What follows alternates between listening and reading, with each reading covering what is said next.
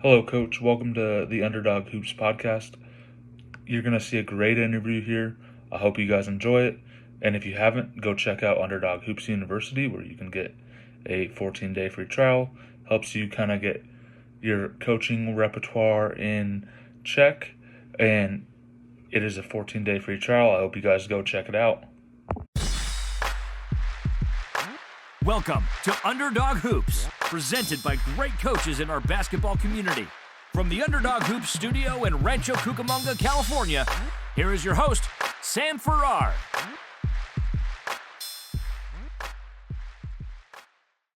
Okay, so how do you handle in-game adjustments when the original game plan isn't working?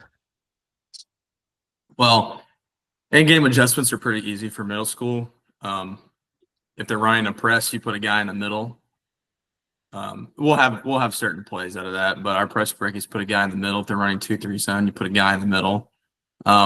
If we can't do anything on offense, if they're in a man-to-man kind of situation, then I'll try to set some more heavy ball screens because I have a really good point guard this year. And if he can go off some good screens, I'll probably end up just resorting to that, where eventually if I can't get anybody else involved, I'll kind of slow it down a little bit and just say, you go off a screen and you make stuff happen. If I see a weakness somewhere, then maybe we can try to change a play or two, or I'll usually try to run kind of a quick hitter out of certain spots. That way, if they can't guard them, if I run it earlier in the game and they couldn't guard it, then I'll try to do it again, just the way we get some points or something like that. And then obviously I'll probably have to switch some guys on defense if we play man.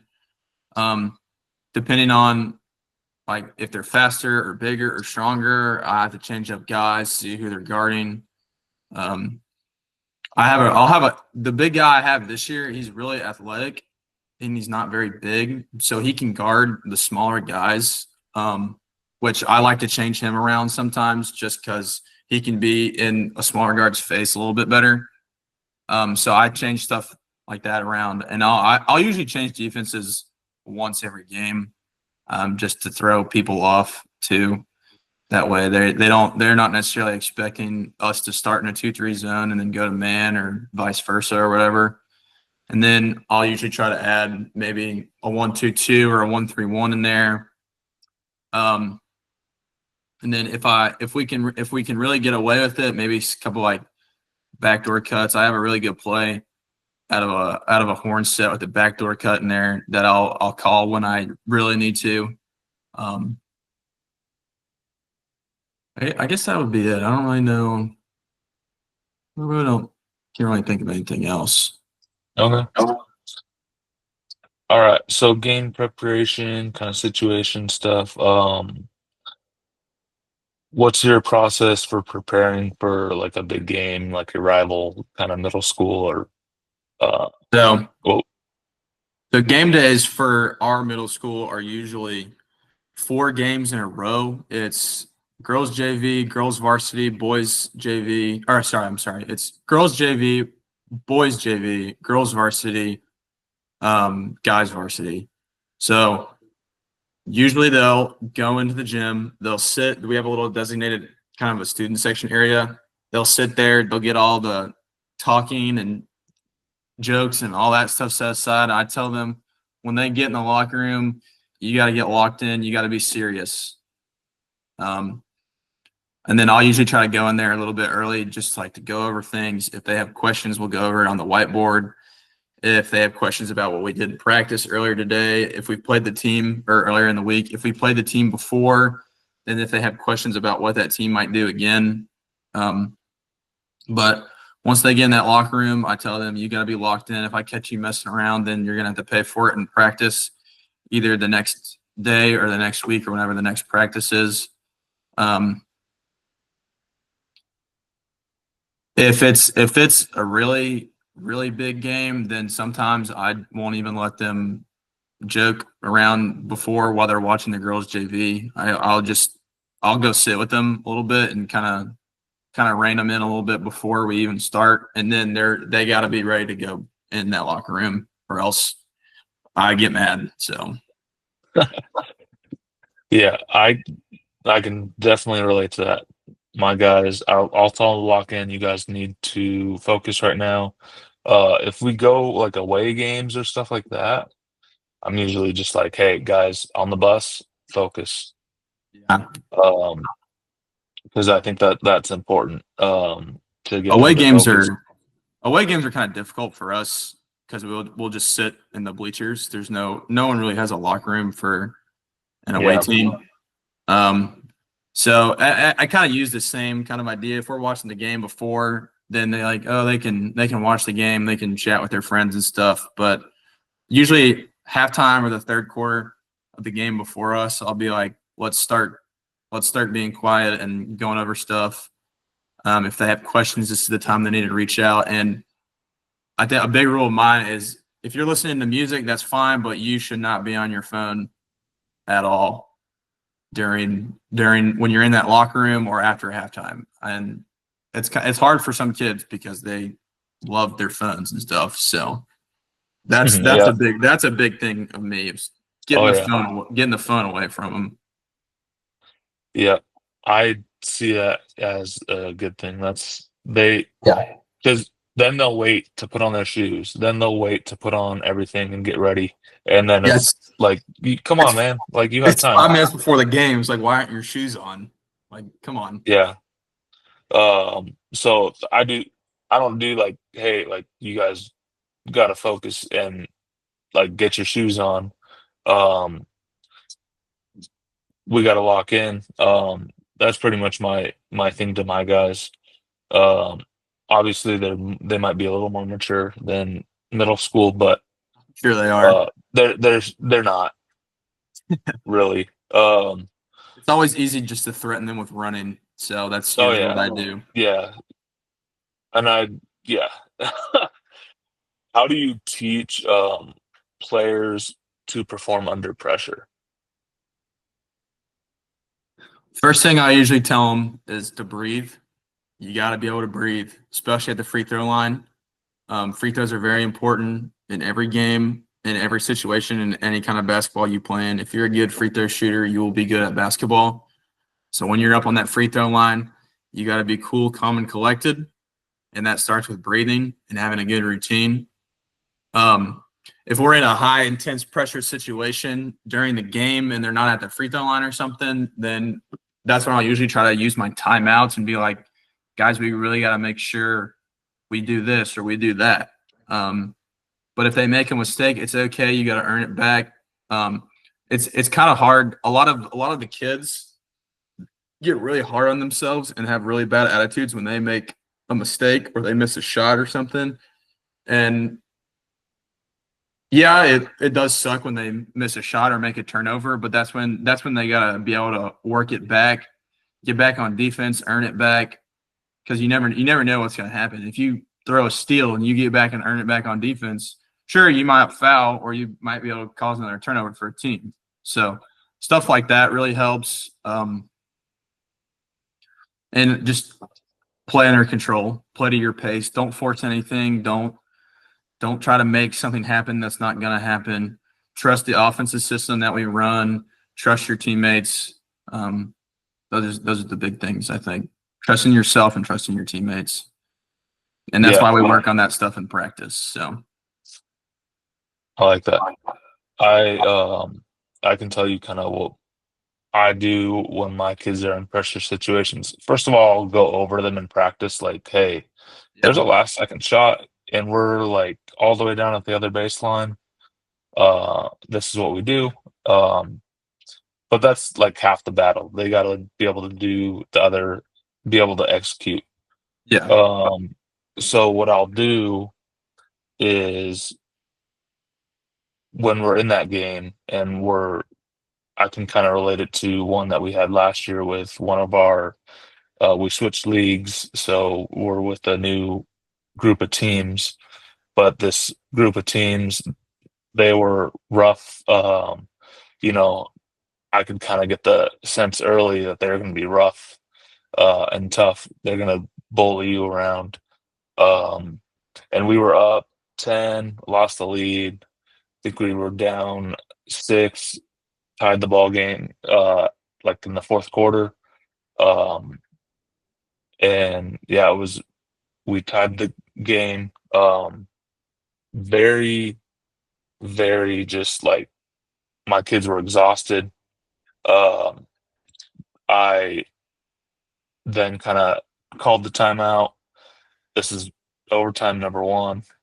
Yeah. And they're gassed. And I'm like, okay, take a breath. Like, just take a few seconds. We're going to breathe for 30 seconds. Yeah. The other 30 seconds, I'll tell you what to do. And That that kind of, 30 seconds right there is a good time to just be like, you got to calm down. yeah, exactly. So I tell them like, hey, I'm going to go talk to our assistant coach. Um, we'll kind of get our plan together. This is your time to breathe and talk amongst yourselves. And then I'm going to come back and you guys give all the focus to me. And so we did that. We got into overtime number 2, and then we ended up pulling away in overtime number 2 because the other team was gassed. Like, they were just so tired. Their guy that hit like probably 6 threes because we weren't guarding that guy, and I'm like, that's the guy. But we came back every time, so it's I just kind of tell him like, that's your resilience for getting through those pressure situations. So that's kind of how I've done it is, hey, when we get in those pressure situations, we're going to take a timeout if I have one, and we're going to just breathe. Like, for 30 seconds, you just got to focus on your breathing, and then we'll get back into it because it focuses your mind after you do that. Yeah, I had a similar situation kind of game too, as another double overtime. I actually had a 5th grader in with like 10 seconds left, and he ended up hitting the game-winning shot. So that goes back to having your bench be ready, and just Yep. you never know when you're going to be in the game, and you never know if you're going to be taking that last shot. And if you're freaking out, then it's not going to happen. So you got to make sure you're under control of your emotions and your body. So That's one other thing that you mentioned was the bench. I try to get my kids to be very active on the bench, like they're chanting defense the whole time. And they're really just engaged in the game. They can't be not engaged. They can't be sitting over by themselves on the bench. They got to be all together, and then they get up and high five their teammates after. So those are the little things that I try to implement so that when we're in the high pressure situations, our teammates got our back, whoever's in at the moment, and we really focus on that, like, too, as a pressure situation. yeah, those are definitely good things.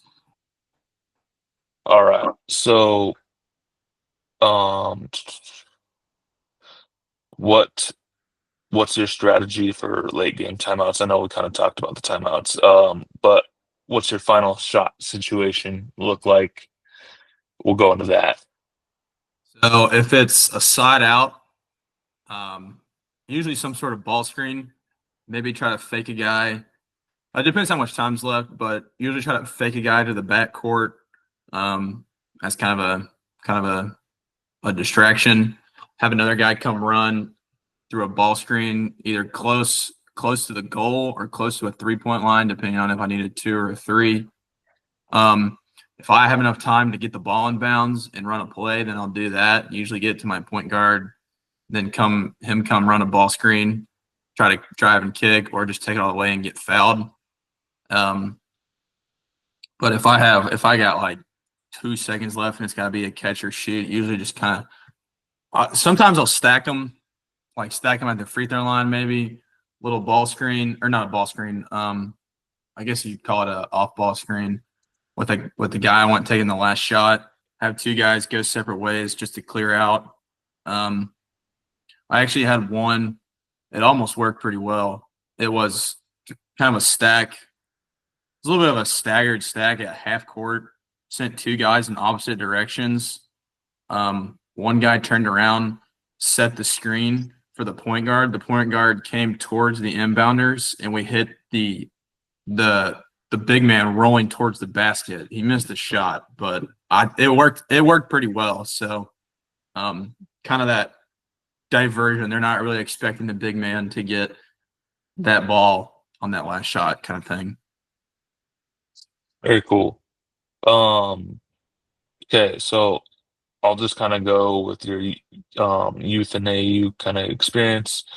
How does coaching youth or AU different from kind of, or how are they different to you? So like your youth experience coaching middle school and the AAU experience. I kind of try to keep it a little bit similar. Middle school, I'm teaching a little bit younger kids, and AAU, I'm teaching a little bit older. But for the most part, I try to keep the same philosophies and the same coaching styles. With the older AAU players, I try to make sure that they know the reality of why we're playing AAU basketball. For me, AAU basketball is a practice in itself. I don't think it matters, but it's extra practice for you. It's extra practice for you to be able to make your high school team. So if you're just going to come to practice again and mess around, then whatever, you paid to be here. But I think it's very important for my AAU team that they know that they got to listen to me. I know what I'm doing. If they can listen to me, then you'll be able to make your high school team, because I teach a lot of eighth graders, or I coach a lot of eighth graders going into high school. And it's like, these are the things that high school coaches will be looking for. Like, if you can't set a good ball screen, then you will not play. If you can't make your free throws, you will not play. If you keep fouling, you will not play. So I try to, that would be kind of something different that I would teach, because I teach, or sorry, I keep saying teach, coach, that I coach, I teach, or gosh, I keep saying teach. I coach younger kids, 5th and 6th graders, so they're not really worried about going into that high school level of basketball yet, unlike the AAU players. But and I think as well, I don't really know how to describe it, just because I don't know if it's respect or what it is, but I feel like the younger middle schoolers don't respect me, but those older 8th graders do. Older 8th graders, freshmen in high school, that they respect me, just because of the fact that they do realize the situation that they're trying to go into high school. They're trying to play high school basketball, that sort of thing. And I can't. I don't know how to describe it other than respect. But like, they're 5th and 6th graders, so they don't. I mean, they don't respect anybody just because they're so young. I don't know if they know what that means, but I don't know if I said that right. But All good. And when you coach, you're also teaching them, so it's not a it's all good. So what do you focus on most with younger players, whereas you can maybe get away with not doing with your older AAU players? definitely fundamentals, dribbling, using your right hand on the right side, using your left hand on the left side, layups. Make sure you hit the screen with your shoulder, slide your feet on defense, got to cut the guy off in front of you. Pretty much the basics. I'll try to teach my younger kids that. The 8th graders, freshmen in high school, you should know that. If I got to teach you that stuff, then you might want to rethink about playing basketball. But I can expand on the basics with the older people or the older kids, and I'll do that really well, just because they can learn. Because once you got the basics to understand, there's also that other level of, I know what I'm doing, but I'm going to be doing it at a much higher level, so that way it looks like I'm doing something really complicated, when in reality I'm just setting a simple screen. So if I can teach them how to set that simple screen and have a really good seal off, get their defender off their back and open up a good space for my point guard to get to the basket, or if I have a great lane to get to the rim, then something like that where you excel at something so basic is what I would try to teach the older guys. Okay. Um, what kind of advice would you give parents to support their young athlete? Because yeah, that's important too. Yes, it is. I would say that, you got to trust me as a coach, and you got to trust the other coaches too, that we do know what we're doing. We're here for a reason. And if the player's got a problem, then you can come talk to me about that, but you just got to be supportive. Sometimes people won't get in every game. Sometimes you make mistakes. Sometimes bad things happen. But as a parent, you just got to be supportive. You got to be there for your kid. If you played basketball yourself, then you can help coach them up too. I know a lot of the parents that I have are really invested in our games and basketball games, so they try to help their kids learn stuff. They will agree with me what I tell the kids. Just not be so hard on them all the time for middle school basketball. So Yeah, at the I end of the agree day, with it's just that. a sport. You're just trying to have fun. Yep. And I think some parents kind of get carried away with all this, like Yeah, trying they to do. follow they're trying to live their sports through their kids. Yeah, So it's like, sometimes I know who that is. Like I've known who that is uh kind of right out of the gate. yeah, Just once I meet the parents, it's like, okay, I can tell that yeah, you want to live through your son, or I'm gonna have a problem with you. yeah. So uh so I can kind of get gauge that kind of leads into a then following question, which would be, what is your approach to communicating with parents? If the parents have something to tell me, they are free to call, text, whatever they want. For me, they can go talk to the athletic director. They can come talk to me. I've had several parents, come up to me after games and give me. I mean, I'm still new. I'm still learning. They give me input. I learn what they say. They've been doing it a lot longer than I have, whether that be watching basketball or playing basketball. So I try to take their opinions and value their opinions. If they have a problem, I haven't had parents have a problem with me yet, knock on wood. But if they did have a problem with me, I would just try to, understand what the problem would be, what I needed to do better. If they needed to talk to the athletic director and the athletic director needed to talk to me, if they didn't feel comfortable with talking to me directly, that's fine. Just whatever we can do to resolve a problem we may have or something like that. I will say some parents, obviously question playing time. And I say, I've had to tell a couple kids' parents this.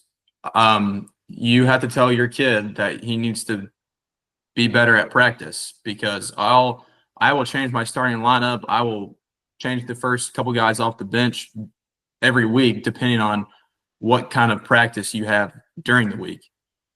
If you're just messing around and chucking up random shots and not doing what we're supposed to be doing, then I'll tell your parents that, and then they'll know why you aren't playing. So that way, one, they're not mad at me. They can get mad at their kid, which is better for me.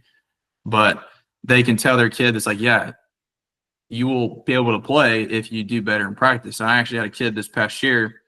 His parents were kind of questioning his playing time, and I was like, well, I need to see it a little bit more in practice. And he stepped up in practice, and he ended up becoming one of my better players towards the end of the year. So Awesome. Um, how do you continue to grow and learn as a basketball coach? um, watch a lot of basketball, watch a lot of college basketball. I try to watch a lot of college basketball. Not so much NBA. I think it kind of teaches me a little bit of bad habits. Um, Obviously, watch YouTube videos. I follow your page, so I get a lot of plays and stuff from your page as well. Just try to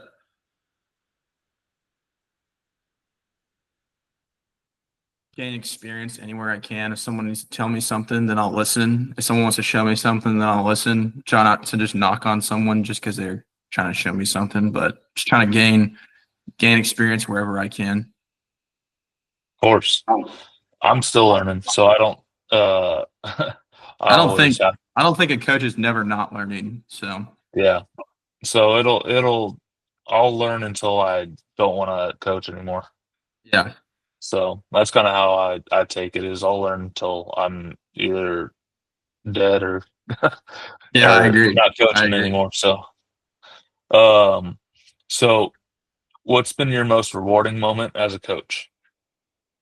I won the championship, our league's championship, the first year that I coached. It was a good day.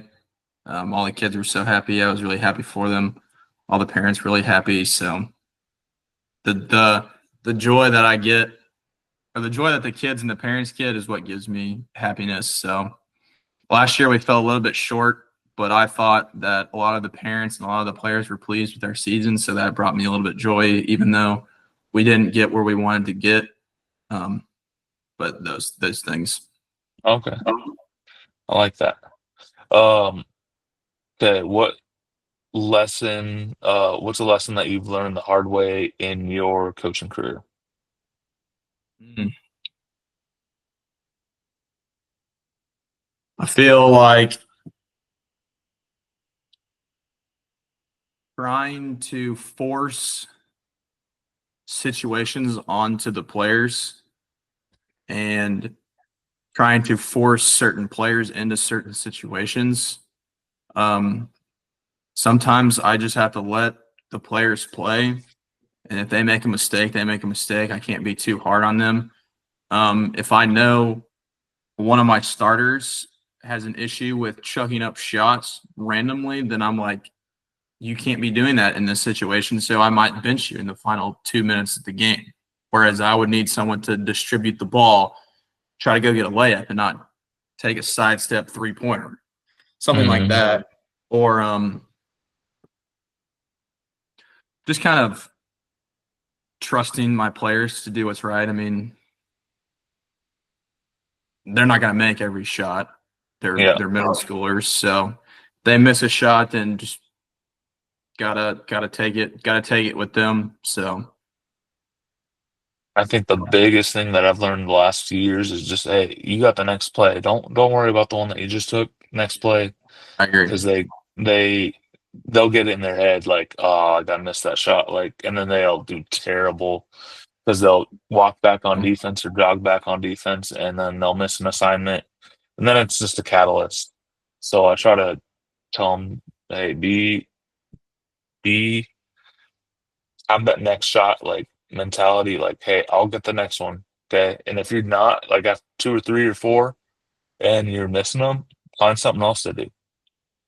Go rebound, Yeah, something go like that. rebound, go pass the ball, make the extra effort. Those are little things that, hey, you'll be in the game if you do that. Um, yeah, and that's kind of how I learned. You just gotta slow down. They're gonna make mistakes. I know that Yeah, now. everybody makes um, mistakes. oh yeah.